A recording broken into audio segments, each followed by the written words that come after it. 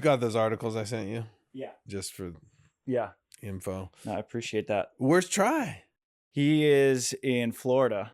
Oh. Yeah, so he was in Hawaii for the last probably 8 weeks, and then he went straight to Florida because Nick Lucena is assisting. For you guys. Yeah. And then they're coming back Wednesday. Nice. Yeah. So Try, it's hilarious. I keep telling him, Try, you haven't been on your own show in 3 months. He's just been completely absent. He's just been running it. Yeah. Yeah. Busy man. Yeah. But we're going now. Sans Triborn, per usual. And I have here a very pretty ring. Kudos of Dain Blanton and kudos of you two for winning a 3rd straight national championship. 3-peat says it right there. That's not bad. Not bad. So congrats to you guys on another. And 4 straight. How cool would it be to go out of a college career with 4 straight national championships? Yeah, that'd be crazy. I try not to think about it. I try and just think about each day, because if you think about it too long, you just you just go kind of crazy about it. And that's something I've always thought of the past 3 years. I just try not to think about it until the weekend of, because you just build it up way too much in your head. Because you're that would be so cool to just go 4 for 4. But then it's okay, there's many steps I have to do to get there. So I try not to think about it. My parents will bring it up and then they'll cut themselves off. Is it difficult to stay in the present like that? Because I'm sure that, that was the first question I had for you guys, is how cool it'd be to go 4-peat. And I'm sure that's the first thing on a lot of people's minds. So what do you do to stay in the present and keep yourself from jumping to Gulf Shores in May? Yeah, I think taking it day by day at practice and with our team, and we have a really cool team this year with a lot of new people and some people that have been on the team for a couple of years, and so it's a good mix, I think. But yeah, just not thinking about it too much and trying to just be the best team we can when the season starts, and then continue to try to be the best team we can as it goes through. Mm-hmm. Yeah, I think it's easy with a lot of not easy, but with a large amount of seniors. I think it's nice because all of us are trying to make the most of our last year, and you don't realize how fast it goes. Obviously, it's your last year. It's so cliche, but I didn't realize it till I actually got here. That it's been I feel every day we talk about it, how you want to be present. We're gonna be 3 months from now, we're gonna be USC alumni. So it's that has been nice, going through it with so many people. That's wild. Yeah. I think that you guys are going to be USC alumni. I know. Man, I remember it was not that long ago that you guys were the cute little high schoolers who just ran roughshod through Hermosa, and now you're close to being USC alumni. That's crazy. What a wild ride. Yeah. Crazy. Yeah, it's crazy for me because I was an assistant coach when you guys used to come to the Trojan Beach camps that Anna Collier created, and you guys would come and play, and you just never back then would you think that it would turn into what it has. But and USC was so fortunate to get these two together, played together at Torrey Pines, won a state championship together, and I don't think people understand how important it is, the mentality of being a winner, of being a champion. When you can recruit someone who already has that type of mentality, it makes it easier for everybody around them, and that's what they've really brought. Mm-hmm. And I mentioned to them how hard it is what they're doing to stay in the present. As a coach, what are you doing to keep the whole team? Because there's going to be girls on this USC team who have never won a national championship, who they're brand new to the experience. It reminds me of the sort of Vince Lombardi cliche where every year he would show his football teams this is a football. And he's we're starting from the basics, regardless of what we did last year. What's it like to take in you have a lot of returners coming, I think 7 back from the starting lineup, maybe, that finished in Gulf Shores, but 7 of the 10. I never even think of those numbers. I think it's 7. But a lot of new faces as But well. Yeah, definitely. Yeah. And so what's sort of the process of starting a team anew with a blank slate in 24? Well, I think the biggest thing is we don't put a ton of focus on, hey, we're shooting for this national championship. We want to play great volleyball. And if I recruit the right players and I can get them to reach their potential, I think the score kind of takes care of itself. So I don't shy away from it. You know what I mean? We have championship shirts, we have rings, but we don't make it the focal point. And the most important thing is recognizing that it is a new season. There are new players, and you don't want to talk about this is the way we do it all the time, or this is the way it was done, because every team is different. We lost 12 players prior to last season. We'll lose probably 8 to 10 players this season. So it's a revolving door, college athletics is. And you have to look at year by year. If you start thinking about, the past years, that's not going to help you. The only thing it does is it puts a target on your back. People play their best matches when they come to play you, but that's fun. And I think that both Delaynie and Megan embrace when someone comes at them and puts their biggest match out there, because I know when I would play like against Karch Karai, I would love it because your game would go to another level. So I think they thrive on playing great players, and then they play great. And the key is to try to play your best volleyball in those huge moments. Mm-hmm. And last year was so funny because with how much you guys lost from the previous national championship winning team. I remember when we had you in here, I was like, USC's like kind of this little underdog sort of this year. And then, of course, not an underdog ever because you're SC. And now the narrative's flipped where, again, you have no question sort of that target. Do you guys enjoy that position of like, we're kind of the standard bearers, and that, because like Dain said, you're going to get the best from everyone. That in turn is going to bring out the best in you pretty much week in, week out. Yeah, I love it. Like, I think even last year, even though maybe like on paper we were underdogs, like I don't think any of us at one point in the season felt that.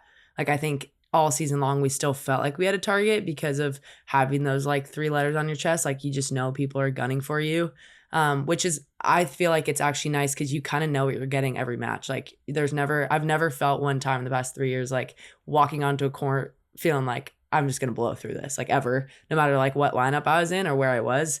Cause I just know, like, no matter how much film you watch on a team, like, they are going to play very different volleyball against you because they have nothing to lose.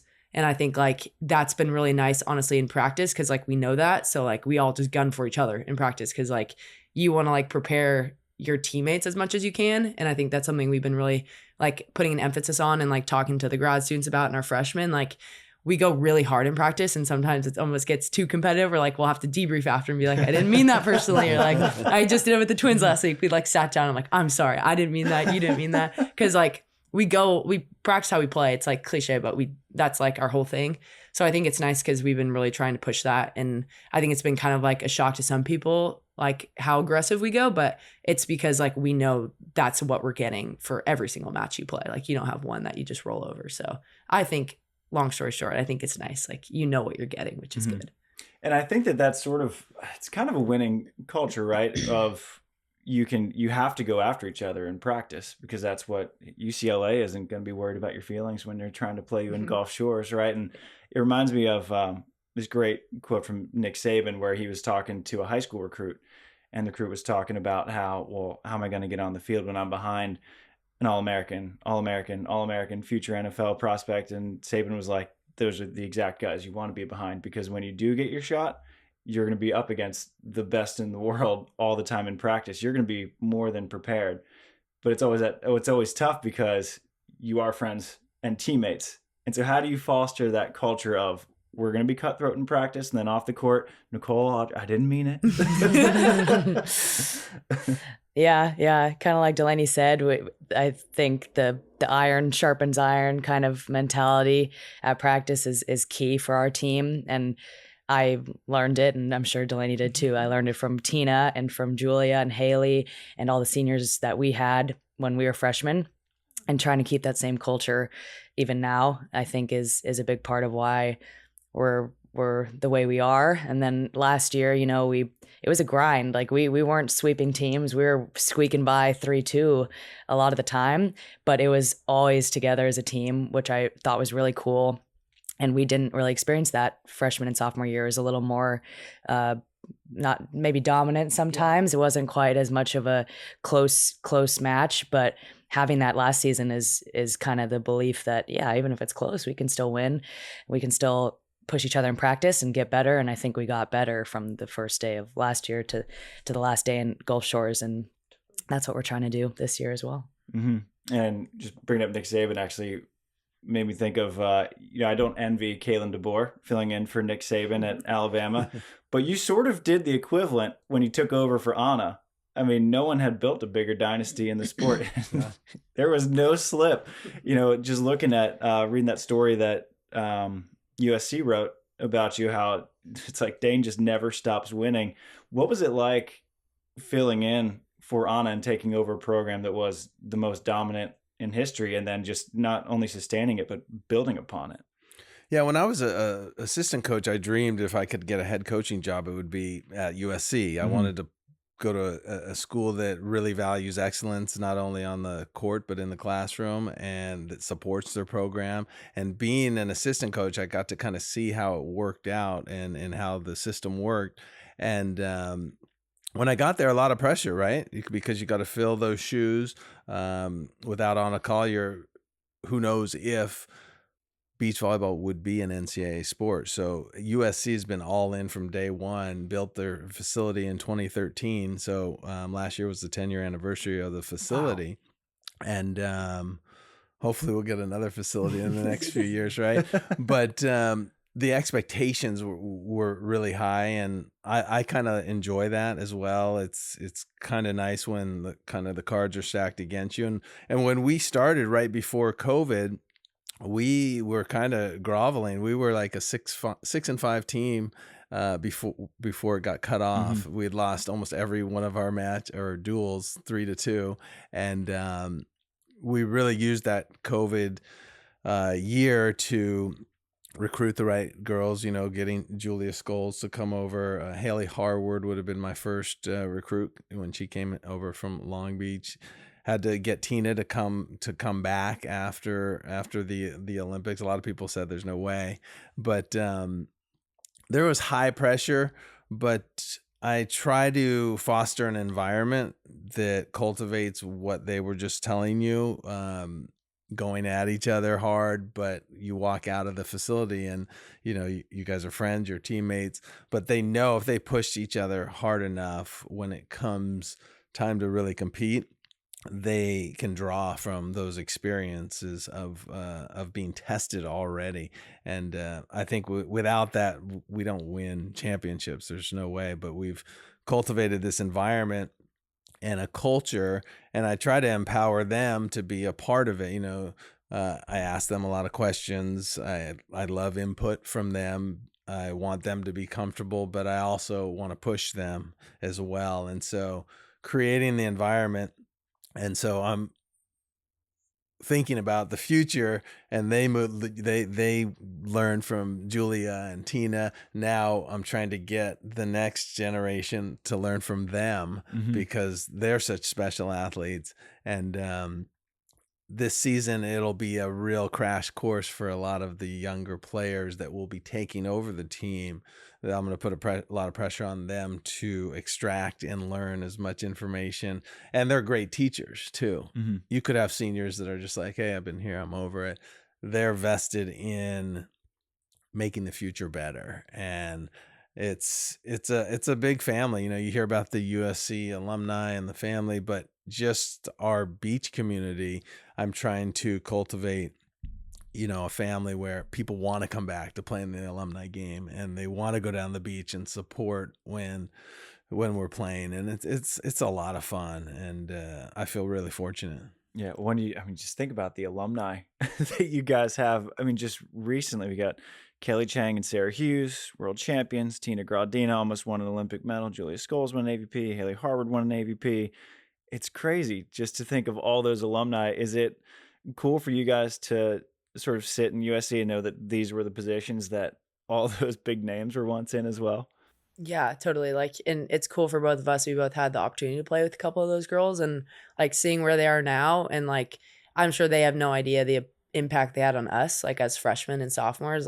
we talk about all the time, like, obviously we learned so much from Dain and Gustavo, but we also learned so much just by like asking them. Like I remember a specific play, like I cut shot and Tina pulled perfectly into my cut shot. Like she knew what I was doing before I even did it. And I remember asking her, I was like, how did you know that? And like picking their brains because they just see volleyball at such a different level. Like learning from them was like one of the biggest things I took from those 2 years of just like understanding their minds, because they were, I mean, over 4 years older than us at the time when we were freshmen, and they made such an impact. But like I think they made a bigger impact on the culture, and that's something that like we put so much emphasis on. Like I learned everything that I've been trying to like teach this team like from them, and like how hard you go in practice, and you know the standard that we keep and how you treat each other off the court and on the court. Like that was all what they taught us.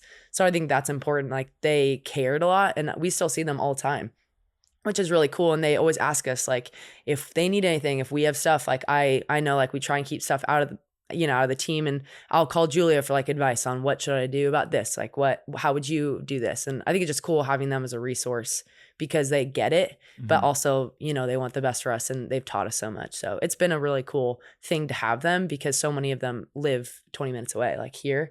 So that's been really cool. We'd still have them so close that we can, ask them things all the time. And an alumni that I didn't even mention was Terese Cannon. Yeah. Partner, Norseca champion. Yeah.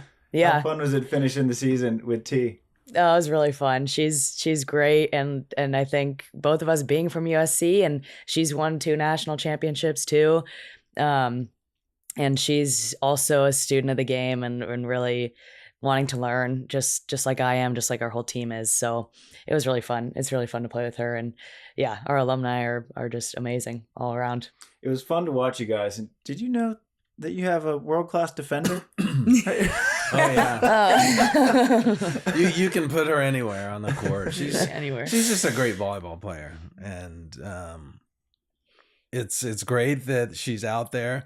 Excuse me, and the versatility that is there. So, sorry, you have any water for me? Yeah, I can get it. Well, that one's been there for a minute.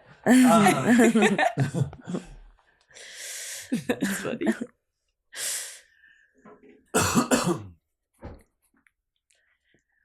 Baby water. There you go. Thank you, sir. Ice cold. No, but what I was saying is she's such a versatile player now.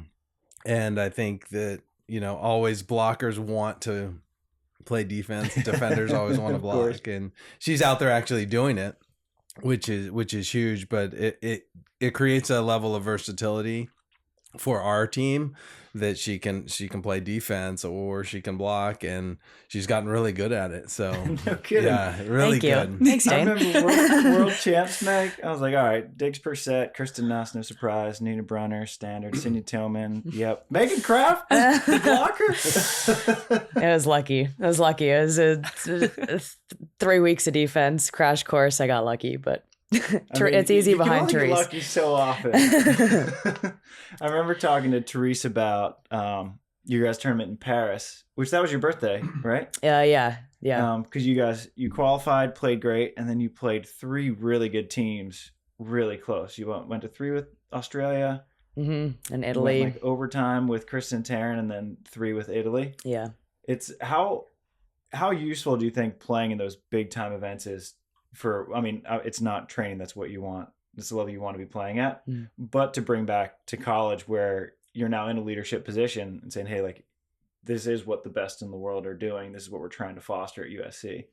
Yeah. I think playing against the best in the world is humbling, and it reminds me I have so much to get better at. And so to be able to come back to USC with things I want to work on, not only at USC, but also in international events is really cool to have more data points. And then just having experience with coming up with strategy, I think, is something that I have been trying to work on a lot more this year.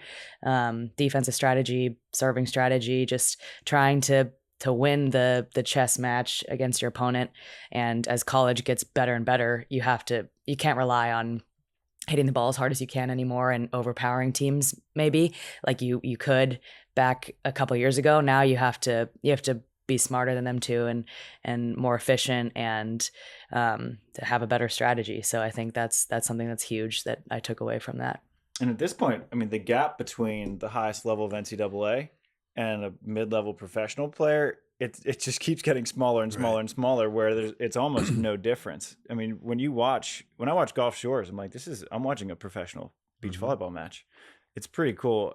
And you were volunteering for Anna from what, like 2014? 2015 to 2018, yeah. How much have you seen the level jump since those years? It's crazy. Wild. It's exactly what we thought would happen. All the casual type female players that would kind of weekend warriors, like playing in AVP, you just knew that kind of section was going to be completely removed, because the training's happening at such a young level.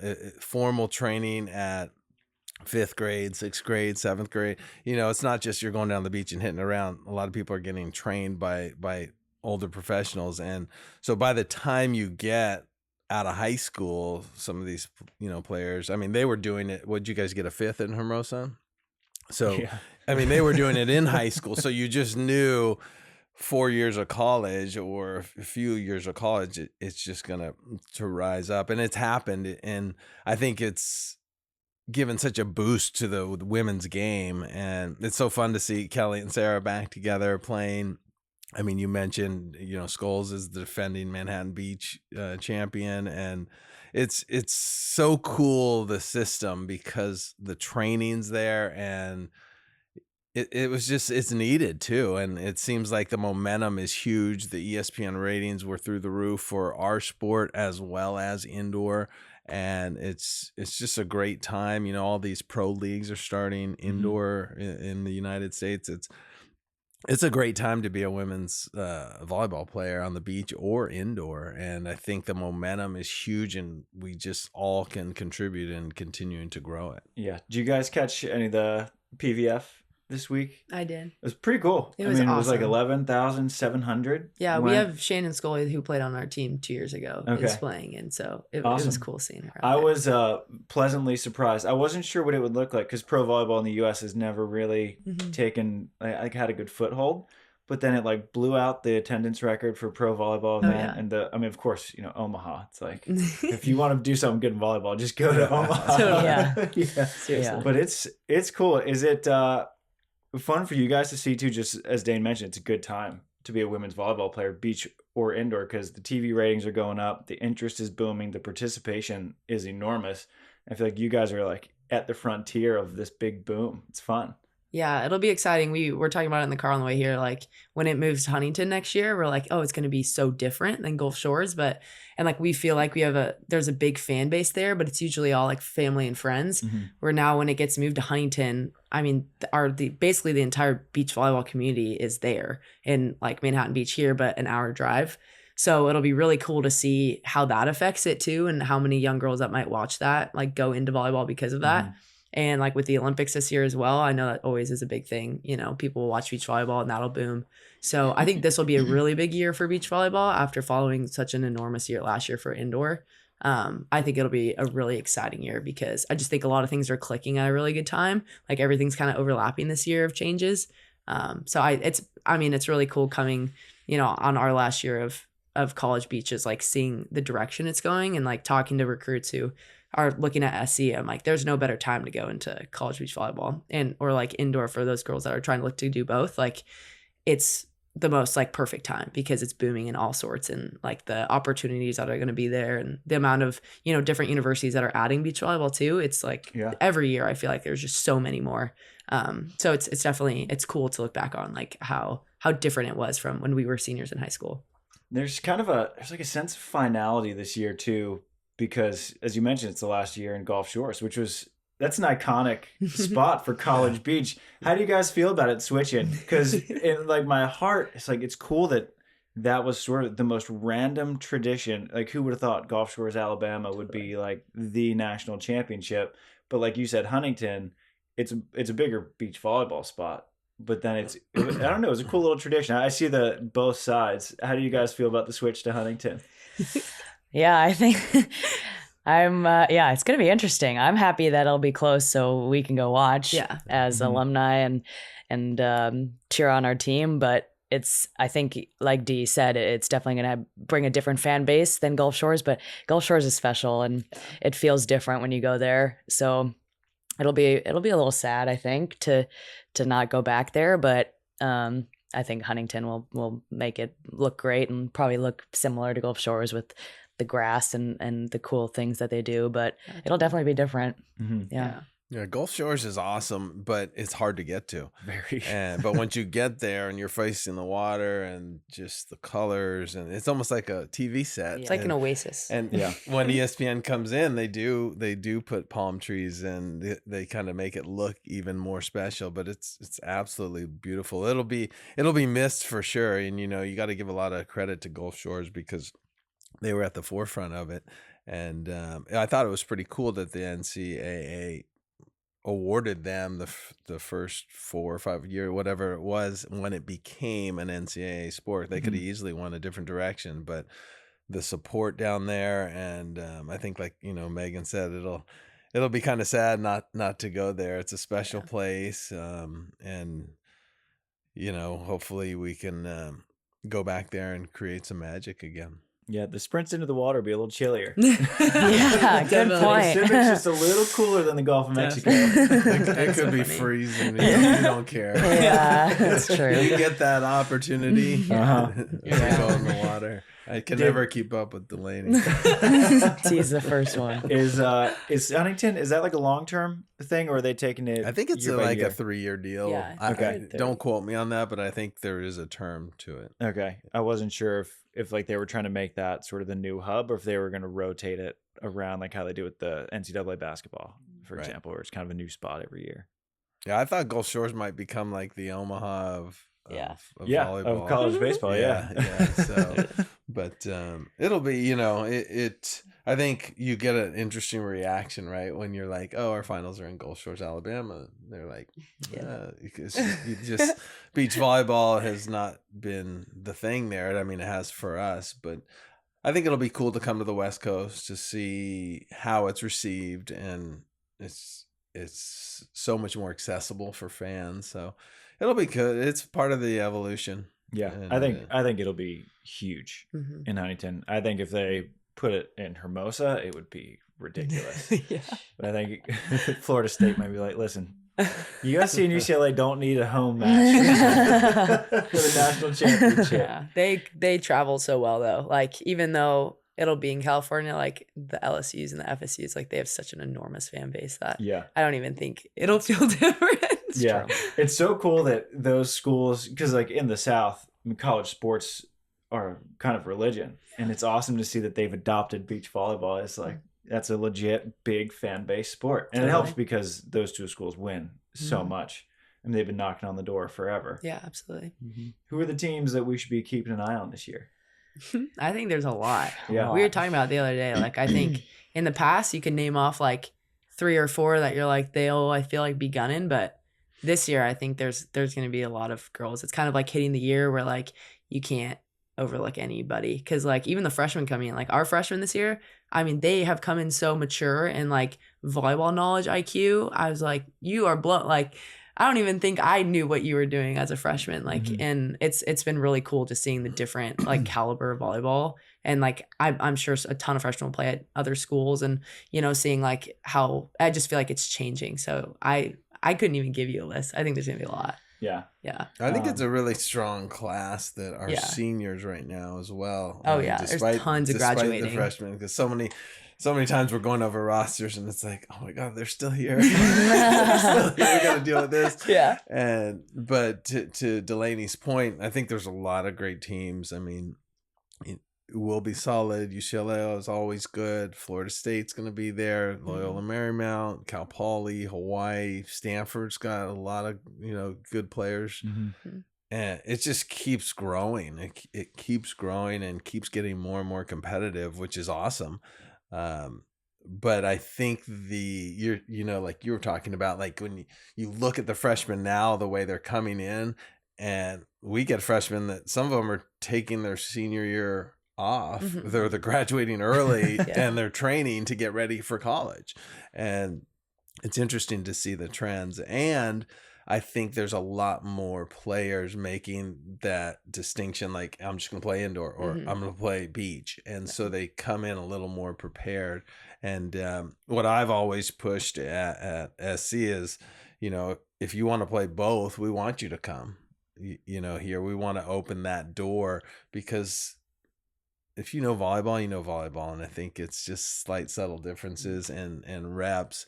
You can, go from indoor to outdoor, from outdoor to indoor. I think it's possible, the versatility of the athlete that's coming up now. Mm-hmm. And we were chatting before you came about Molly Phillips. That's a cool transfer to get. How's her transition been? It's really cool. Fortunate, right? I mean, how often can you get a 2-time national champion from indoor, and now they're coming over to the beach?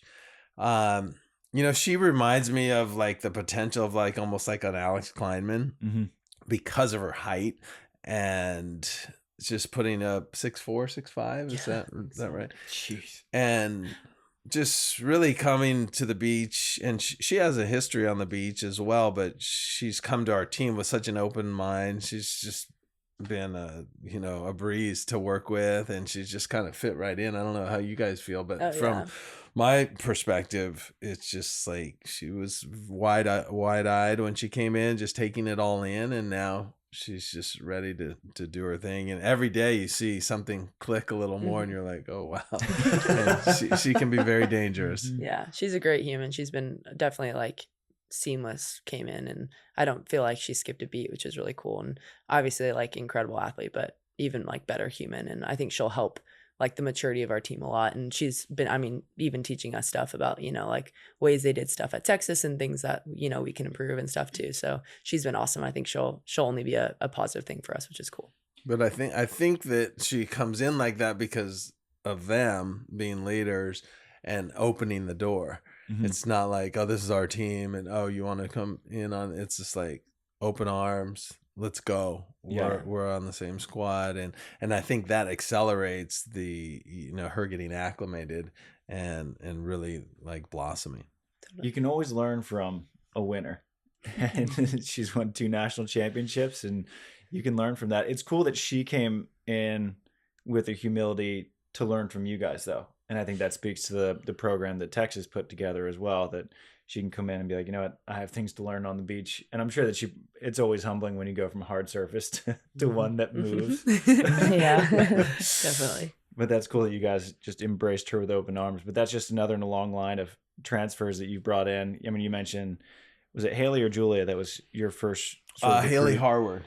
So Hailey. Yeah, she graduated right in December after her indoor season of that allowed her to have the spring of that year and then an additional year. And Julia as well was at Hawaii when COVID hit, which instead of her playing that year in Hawaii, got another year. And I believe you guys are the first class after not affected at all by COVID. But they do have they are in a really great and interesting position. I think Ricky Luty's the old legendary indoor beach player. I believe he was the only player to start 4 years and win 4 national championships for really. He did at UCLA, and they've obviously started from day one. Come on. It's just a lot of fun, and like I said, we don't talk a ton about those things, but they've created some amazing opportunities for themselves, which is cool. But you've done really well with transfers. I know last year, Madison Shields, Ashlyn Rasnick Pope, Jenna Johnson. Is it Kelly Agnew? No. That was UCLA. Yeah. Any aside from Molly, any new transfers this year? Got a lot of new transfers.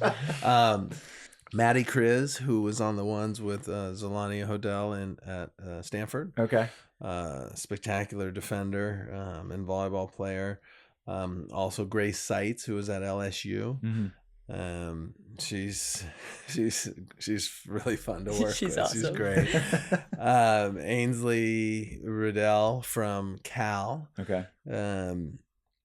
you mentioned Molly Phillips from Texas, and Emily Fitzner was on our indoor team, and she's moved over and she's now competing on the beach. And, Okay. did I miss anyone? No. And then not to mention the freshman, because Ashley Pater, Ashley she's Pater. coming in, and you did you play her? Yes, in Hermosa. Okay. Her Yeah. and Sarah Wood. Oh yeah. Sarah's a beast. Yeah, I was very nervous for that Young game. It's crazy that you're getting freshmen with AVP experience, and probably somewhat regularly. I mean, you did it, but Ashley, I feel like she's been playing the main draws. I've seen her name for years, and she's just now becoming a freshman. Yeah, she came in very like effortlessly. Like you could tell her maturity and like the IQ is so there, like from day one, which is cool.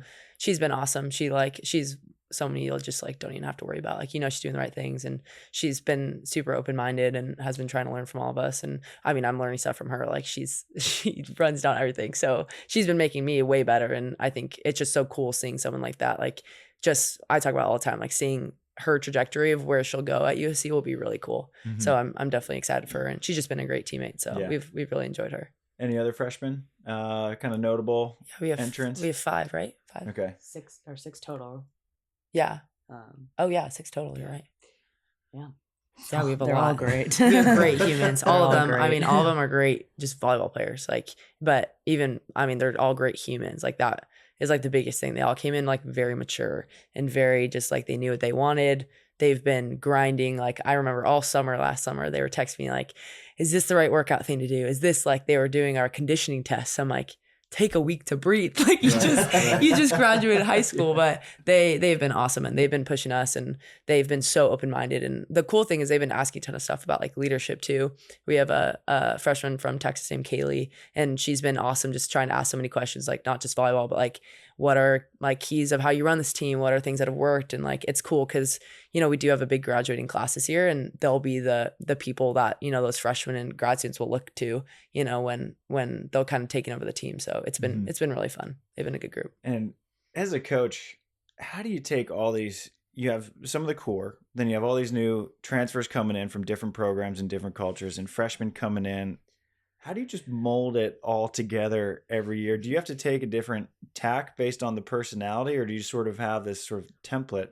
It's obviously worked very well, and you're now, this will be your 5th year at SC. Mm-hmm. So, I mean, just how do you take all these different talents and personalities that you get a new influx every year and just mold it into this winning culture? I think that honestly, the biggest thing is recruiting the right character athletes that have the right intentions, that are very competitive, that want to have a good time and want to work hard.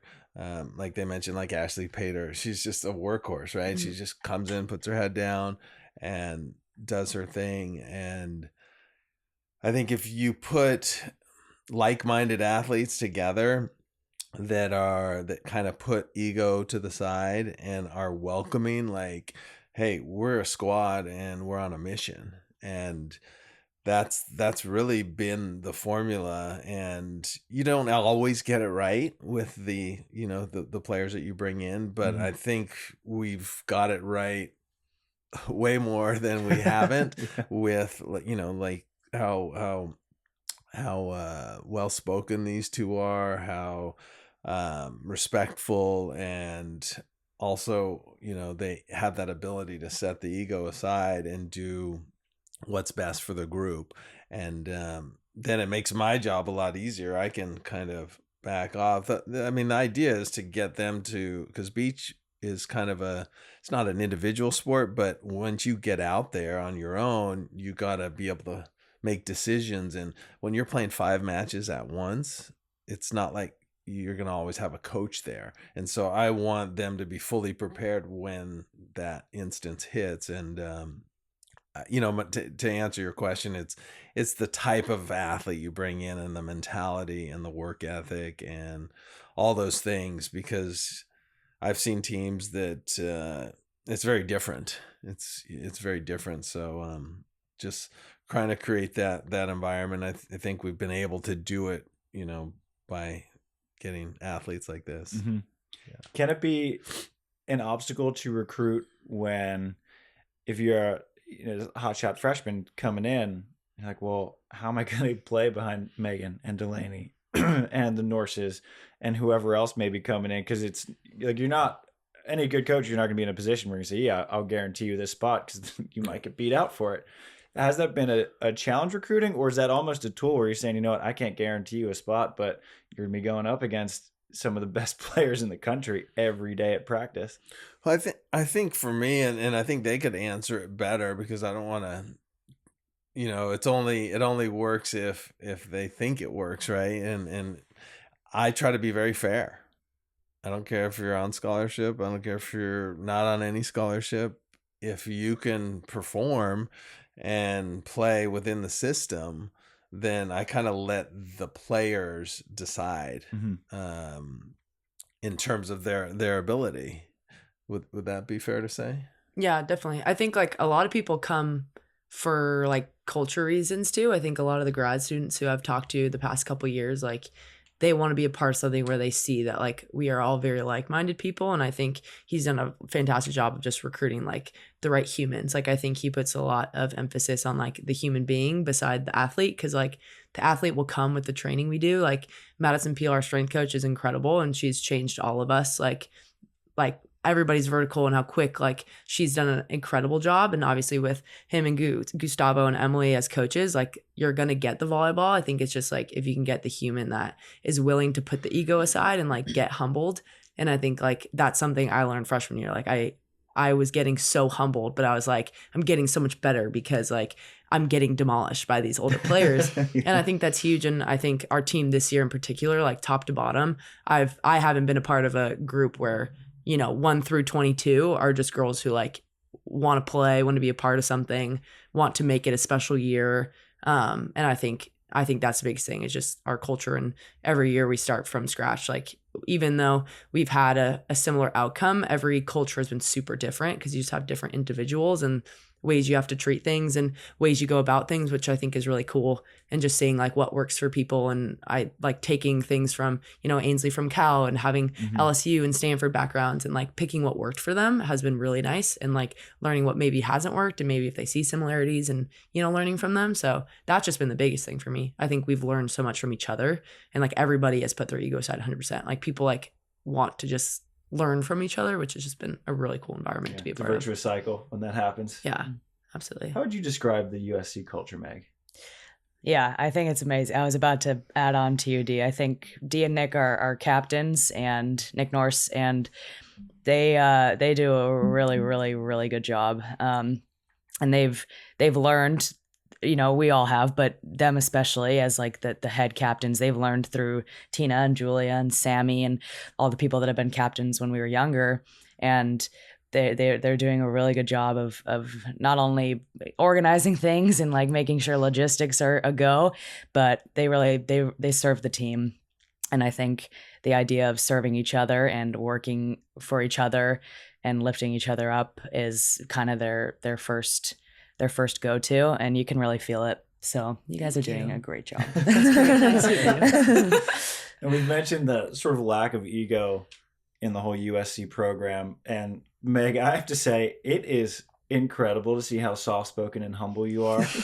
When you have played at literally the highest level in the world, top 10 at World Championships, playing with someone you hadn't had much experience, playing defense after 3 weeks of practice, and you're just still, you would never know it by the way you carry yourself. And I think it's encouraging to see.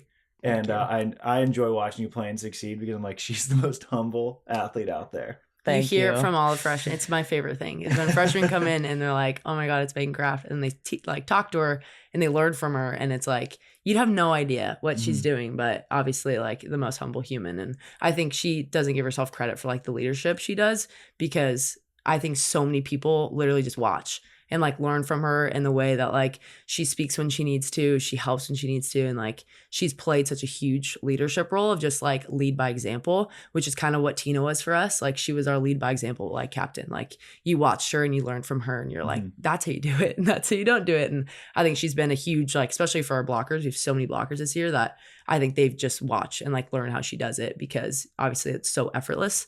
But I mean, great human being to have as like a leader, which I think is really important. Yeah. So I add, like, when knew we were going to do this, I had to ask them together. Did you see how I asked you guys together? Megan would have had something that she would have kind of skirted out, because she is very soft spoken and kind of goes around the limelight rather than but that was calculated by me. and then you know what she threw me next was, I have class every afternoon, Monday through Thursday. And so I told you, we got to do it tomorrow. That's so funny. That's why it's fun having people on here with Meg, so they can give Meg the hype that you are yourself. Thanks, guys. Maybe turning into a stop sign. But it sounds like there's a lot of great problems that USC has this year. You have a lot of talent to choose for just 10 spots, and you don't hear it often, we have too many blockers. Yeah, seriously. These are good problems to have. Yeah. Well, that's the thing. And with her versatility, Megan could play with a blocker, you know, if need be. And the versatility is huge. But I think what we haven't talked about a lot is Gustavo, who is just, I think he's one of the great volleyball minds that I've worked with. And he was voted AVCA Assistant Coach of the Year last year. I didn't know that. Yeah, and then we elevated him to Associate Head Coach, and we have a blast because not only I think are the players on the same page, we as a coaching staff are on the same page. We enjoy going to work every day and creating and designing practice and all those things, and just a great guy who is also got his finger on the pulse. We talk about recruiting. He's very in tune with who the best players in the country are as they come up. So just want to give a lot of credit to him, because he was there my last year as an assistant. Okay. And then I had taken 2019 off, but when I was there with him as a volunteer assistant, he was the main assistant. We always talked like, how cool would it be if we could run this program one day together? And that happened starting in 2019. And, you know, I guess the last 4 years are history, but we're having a blast doing it. And I think they probably see that energy, and that's part of cultivating that really cool environment. Yeah, they balance each other out incredibly well. Like I was talking to Ainsley and Maddie about it the other day. Like it's so nice having, because we also have Emily, and like the three of them, they have such a like-minded view on like how they want you to do things, but they all explain it in a way that it makes sense for you. Like I'll ask Dain about certain things because this way he says something will click for me. And then if something I'm like, I don't know, maybe if that's clicking for me, you're like, Goose, reword it. And like he'll show you in a different way. And it's like so cool to have, you know, different minds of how it works, because they see volleyball in a different way, but they have the same goal, which I think is really important. And they don't cross over each other. There's never, you know, bad energy. Like they come in with the same energy every day, which I also think is really important, because when you have 22 college female players, like we're going through a lot with what we do. And like when you go in, like, you know what you're getting every day, which I think is really important. And it's created a very stable environment, which I think has made it like a very easy environment to learn in, which is awesome. I love Gustavo. I see him most mornings on our 6 a.m. walks down the Strand. He's awesome. Gustavo and Malu. Yeah, I was waiting for it. Yeah, he was so funny because he was talking about Molly coming in. He goes, dude, we put Molly and Megan in practice the other day. And he was like, and then he leaned in close, he's like, they serve Megan. He's such a good dude, and he always gives me crap. He's like, when are you going to write a story about me? I'm like, listen, the blue couch is open for you whenever you want. Never take credit. And that's another, I mean, speaking of no ego, Gustavo, he might be harder to get in than Megan. Yeah, he will not speak on anything Gustavo's he's done. Maybe if I told him like we were going to dinner and I'm driving, he would be just got to stop by my friend's house for a second. He's awesome, and he cares. Like he cares so much about us as humans. Like my freshman year, I think he called me every week for the entire fall and spring, just like, how are you doing as a human? And I think that's really important, because he knows like it's a lot, and I think that's important, and I think it's something that a lot of us have seen. Like he's made us great volleyball players, but I think even better, like he reminds me every day, like, this is your last semester, make the most of it. Like don't just, you know, fly through this and have any regrets. And I think it's awesome because he pushes us, not volleyball wise, but also just like as humans. And he knows that it's bigger than volleyball. And I think that's the biggest thing that he believes, which has made it like easier to do the volleyball, because it's like, this isn't my everything, like even though it feels like it is, and we're like want it so bad, he like always reminds us like there are more important things sometimes, that like it makes it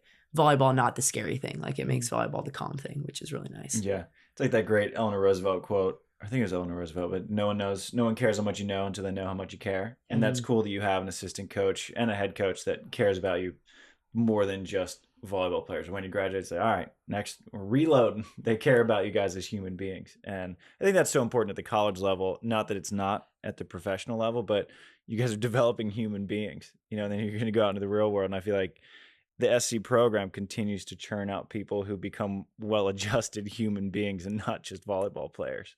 I think that speaks to the culture that all three of you guys and a lot of people before you have instilled. Yeah, you're in such like a raw time of your life. Like everyone your freshman year compared to your senior year is just so different, that it's like you're in such like an imprintable phase of your life. That's why it's like so important. Like when he says like the people he recruits, like you kind of become who you like surround yourself with. And it's like, it's very telling, like when you meet someone from SC, like the different characteristics, like it makes sense why, like all of these people are my best friends and closest people, because everyone's very, very like-minded, and you're all kind of going through it together, which is cool. And the last time we had you on, I think it was before the NCAA had adopted the single elimination format, and you were sort of pushing for it. You're like, that's intense. How do you think it went? Because last year was the first year that was true single lim, right? Yeah, I was for it right out of the gate. As soon as they allowed us to double the field to 16, I was on the committee, the NCAA committee at the time, and I said, we need to do this now, because if another decision comes down the pipe later and we kick it down a year, they won't take us as serious. So I was really happy that while on that committee, I got it to 16 teams, or helped get it to there. And then the single elimination, it just seemed like it made more sense. I think there's one year where a team that didn't win the winner's bracket actually won the national championship. I think maybe UCLA did it. So you're talking just one time where you came around. Unfortunately, I'm not on that committee anymore, because it's a conference nominated committee. Your conference has to nominate you, and once we pulled out of, you guys are Pac-12, you're nomads right now. They didn't waste any time. I think I was kicked off the committee like the week later when we decided to go really funny. from when USC and UCLA moved to the Big Ten. Yeah, they took us off right away. But I think it's huge. I like the single elimination. It's high stakes, it's high drama, it's pressure, but you know what I mean? It's very fan friendly. If you know anything about sports, you know nothing about double elimination. It's all you know what I mean? You play in the Australian Open that's happening right now. What is it, 128? 28, I think. Yeah, same thing with the US Open. The basketball tournament's a 64-team draw. And imagine those Cinderella stories, the buzzer beaters, and then the team that lost comes back and plays the next day. It just doesn't make any sense. And the only answer that I was always getting was, we're doing it that way because we've always done it that way. And I said, well, let's get rid of it. Let's go single lim, and the stakes are higher. The thing with double elimination, the percentages rise to get the best teams in the final. There's no question about it. But is that always good? You sometimes want the Cinderella story that won barely. I think a few years back, remember when Stetson beat us and we were able to come back through? I don't think we won the whole thing, but it was that you still had that possibility. I think there's multiple ways to look at it, but it's a lot cleaner. It's a lot less matches. You see your route. I think they could answer, whether you like it or not, a little better. Yeah, it's good. It's like, it's like every other sports tournament. I think there's not many sports tournaments that are double elim, but definitely the first year we did it, we were all like, oh man, this is intense. Yeah. But it was exciting, and it definitely brought the pressure up. And I just remember like looking over the hotel has balconies, and you can kind of see the courts if you have a good room. And we'd all be like over the balcony trying to see who's up. And everyone's heads popped out like in those intense games that were really close. And it was just to get into the quarters, So it was, it's cool. I like it. And I like that the field expanded too, because there's more than just 8 good teams now. There's definitely 16, if not more. And so it's all competitive games also, like 1 versus 16. Is still a good game, whereas maybe a couple years ago when it was 8 teams, that probably made more sense, and then getting more volleyball made more sense. But I like the single elim.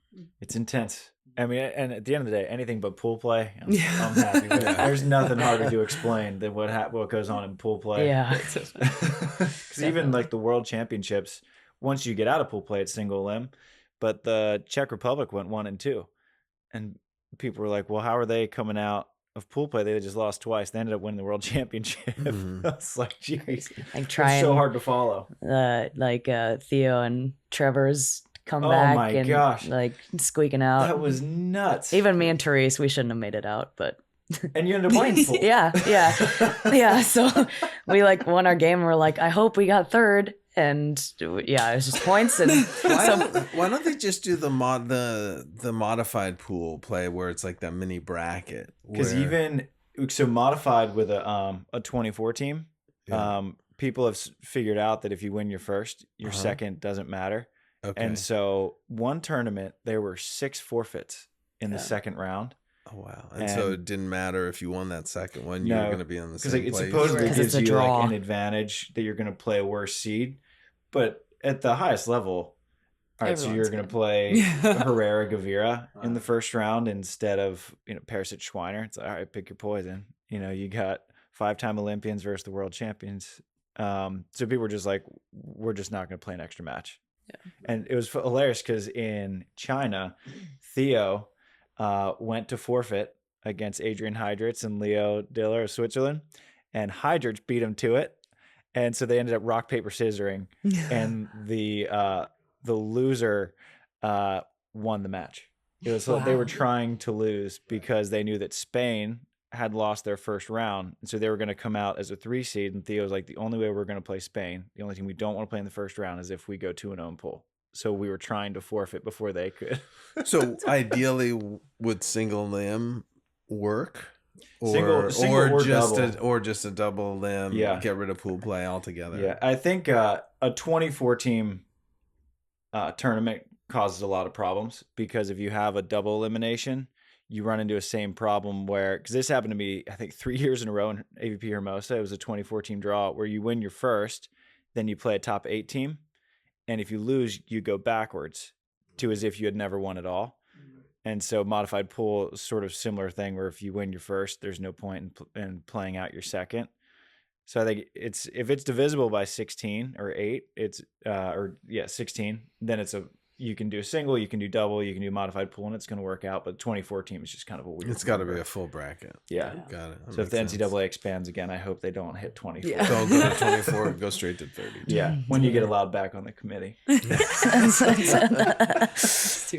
we got to get, that's interesting because we got to get the Big Ten to officially sponsor beach volleyball. And we're close now because Washington and Oregon, as well as USC and UCLA, are going. Nebraska dabbles in beach. They kind of use their indoor team on the beach. You need 6 teams, and you're like, but I think it's important now it's a Power 4 conference, right? There's no Power 5 conference, but I think it's important that one of those conferences is sponsoring beach volleyball for sure, and it's gonna take a couple years, but I think we'll get there. Yeah, because I mean the Big Ten, they have so many big indoor programs.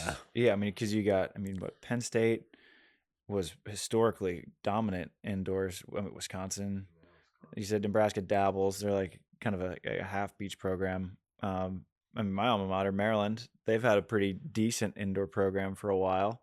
I feel like it's a matter of time. But where are you guys right now for beach? I can't make it. We're Pac-12. This is the last year for Pac-12, and then we'll go Mountain Pacific Sports Federation. The one that like men's volleyball is in, and water polo. That conference was designed for schools that, not everybody, like say Pepperdine in like the West Coast Conference, all the teams in the West Coast Conference don't have men's volleyball. So that's why they kind of created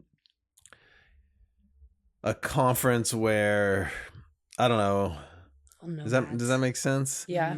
I'm not explaining it that well, but it's really great to have them. Yeah. And we'll be a part of that next year. And what conference we're in, I don't think is really that important. Because I think the biggest thing is the conferences can provide an automatic bid by winning the championship of that conference. But, if you're a top 10 team, you're going to get in with the 16-team draw. But we'll be Mountain Pacific Sports Federation, or MPSF, for I think the next 2 years. Because everyone wanted to do 2 years and not one, because one goes by so quickly.